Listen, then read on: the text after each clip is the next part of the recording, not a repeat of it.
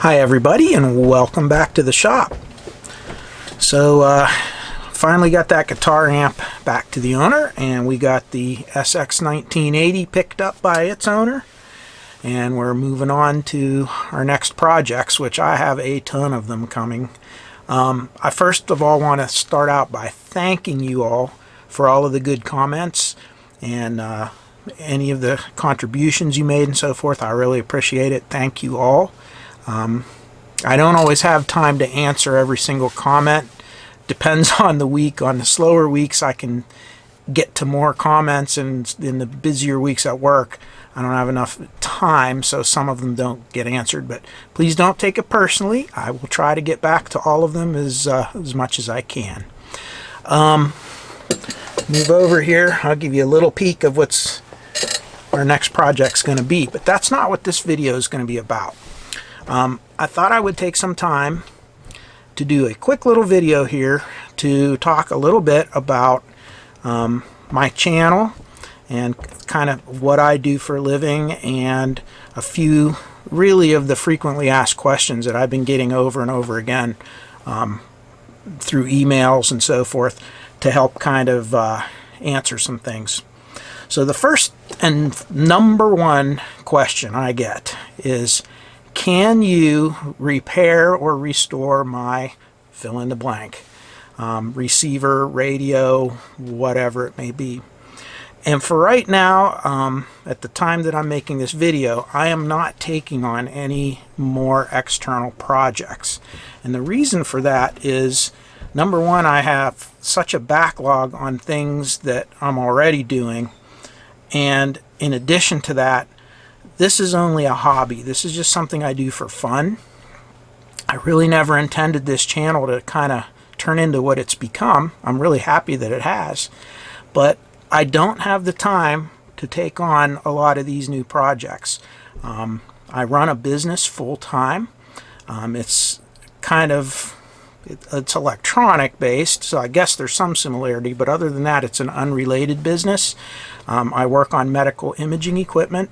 In the mainly in the healthcare industry. I do some industrial imaging as well, but for the most part in medical imaging. X-ray machines, think of those kinds of things, ultrasound units, CAT scanners, cardiac cath lab, mammography, all those things. I own the business, so not only am I, a manager, but I'm also one of the engineers. I still carry a tool case. I started this business so that I could. I didn't want to just really be a manager or a teacher. I wanted to be out in the field some and split it up. So now I have that opportunity. I've run my business for 10 years now, and I did own a company prior to this that was larger than this with some partners, but that's pretty much what I do for a living. So as you can imagine, any business that you own and any career that you have takes up a lot of your time, and then add that to being having a family, those things take up a lot of your time. So what's left over I get to have for me and for these videos and for my hobby, which I really enjoy doing, and I like to share that with others. So don't take it personally if I'm not able to work on your receiver or whatever product you have. But I get, I bet you I get 15 to 20 requests every week of people wanting me to restore a piece of equipment of theirs or repair or something. Now, don't mistake that with tech support emails. If you call me or if you email me and you have a question about something that you are working on, or let's say you are learning to do this hobby, and you're interested in repairing something, or you're in the middle of a project yourself and you have some questions to ask, I'm more than happy to answer your questions to the best of my ability.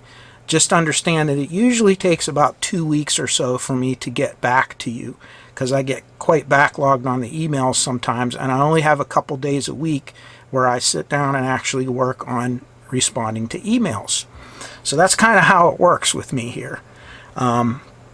Maybe as time moves on and I get closer to retirement here, I will get more into this, and I will start taking more external projects on.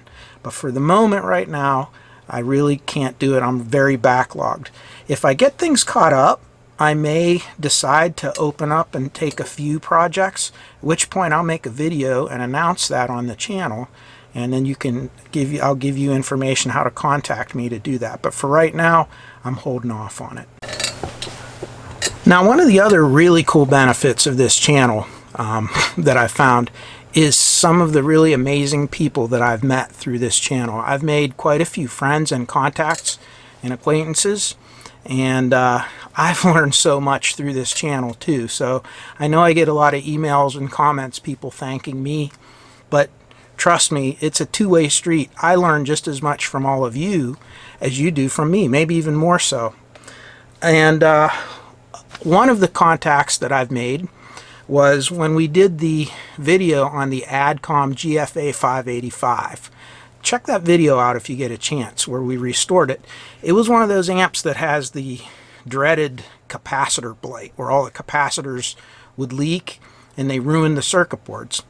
And I came into contact with a company, a gentleman, who has taken it upon himself to design a modernized version of the driver boards, circuit boards, for those amplifiers, along with some other Adcom products.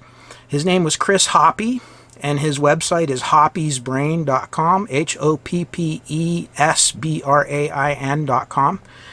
And so we've kind of started chatting back and forth with different things, and we share a lot of ideas with one another.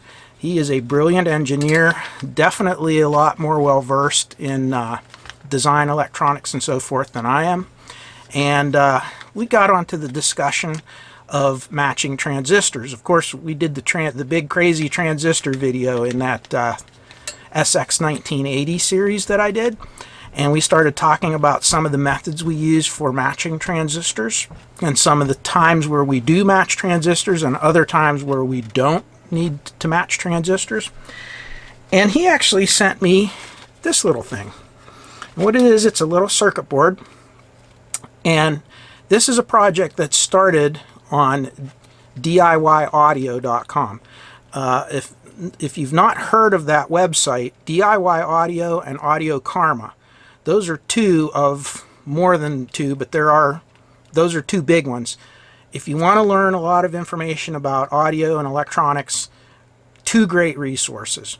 DIYaudio.com, and in their forums they had a thread on transistor matching. And this little project was a collaborative effort by some of the contributors to that forum and to the DIY audio channel. And they came up with this little device that actually allows you to match transistor pairs. This works with NPN and PNP.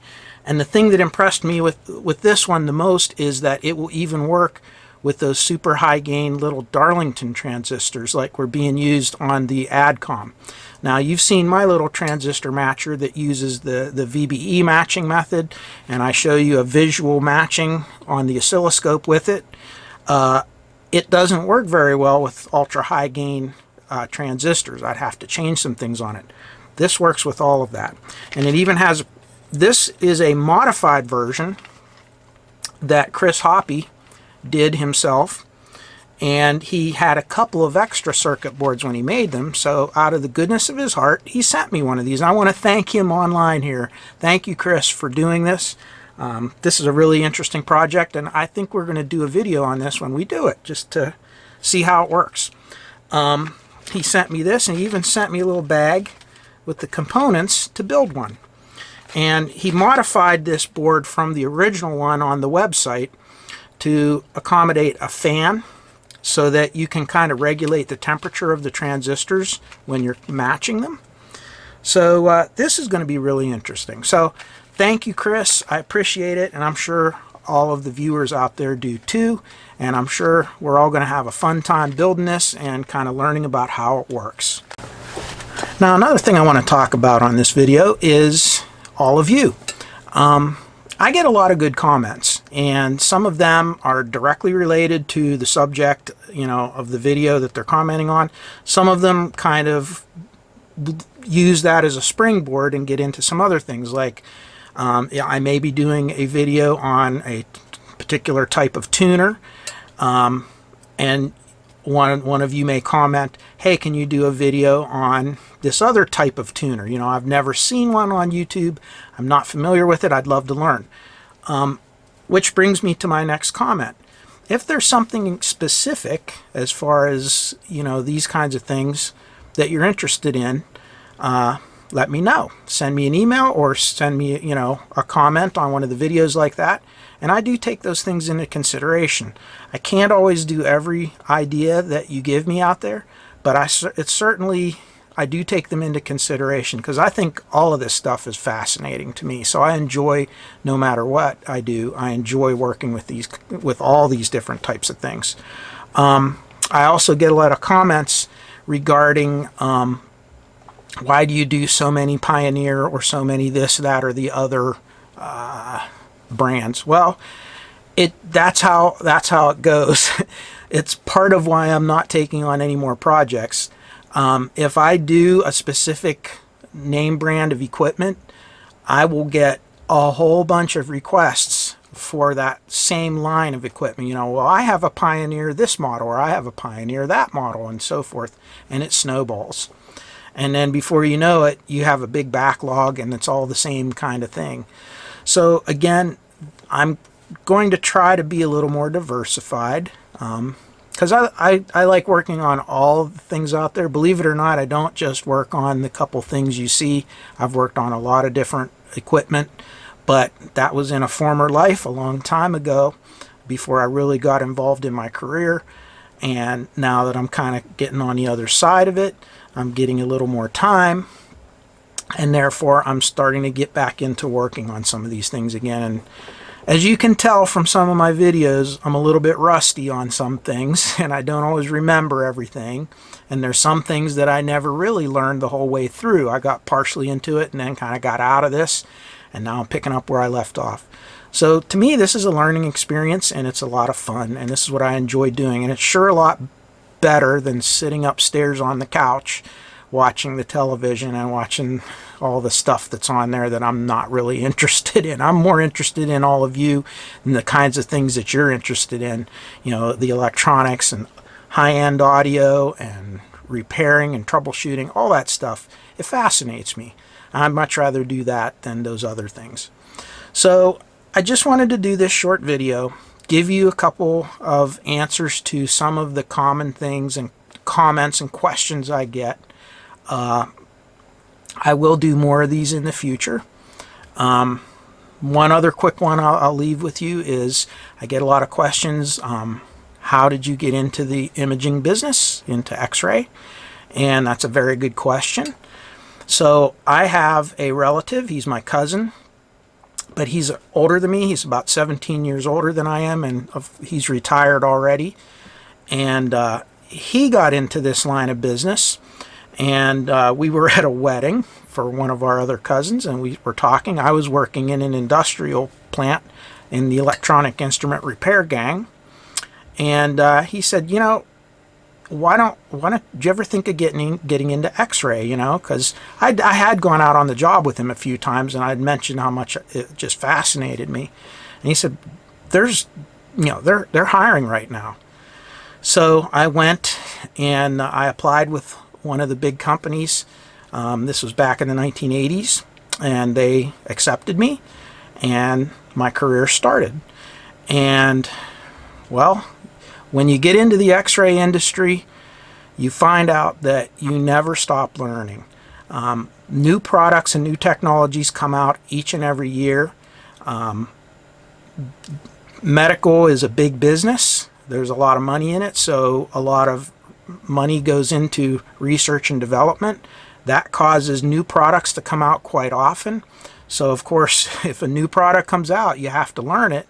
So you're always going to schools. Now, as I'm getting more into the business end of it, I don't go to the schools as much. I'm kind of going to let that go to the employees and the engineers that are out there in the field doing this each and every day. But you never stop learning, and that's one of the things that really drew me to the imaging business. Is it's electronics, it's mechanics, it's radiation physics, and you can never learn it. You can't learn all of it. No matter how much you learn, there's always something new coming out or something that you've not learned yet, and you can learn more. So you never really max out, which is I like that. Some people aren't comfortable with that, but I sure am. I like knowing that there's always more to know. So anyway, that's enough about me and the questions. Just going to do this little video and post it. I want to thank you all personally again for all of your wonderful comments and all of the donations you've made through PayPal. You know, I get those, and believe me, I know who you are, and I appreciate it. And again, I'm here to share with all of you, and especially those of you who are young. You got your whole life ahead of you, and this is a fascinating field, and you never stop learning, and I'm more than happy to help you in any way to learn and to grow in this industry. So thank you all again, and as I end most of my videos, I wish you all peace, joy, happiness, and good health in your lives, and we'll be seeing you soon. I think you can kind of see what's coming up. That's what we're going to be working on next, and I have a whole stack of stuff on the other side of this camera that has to go on that bench after that one. So we'll see you all soon, and until then, stay well. Bye-bye.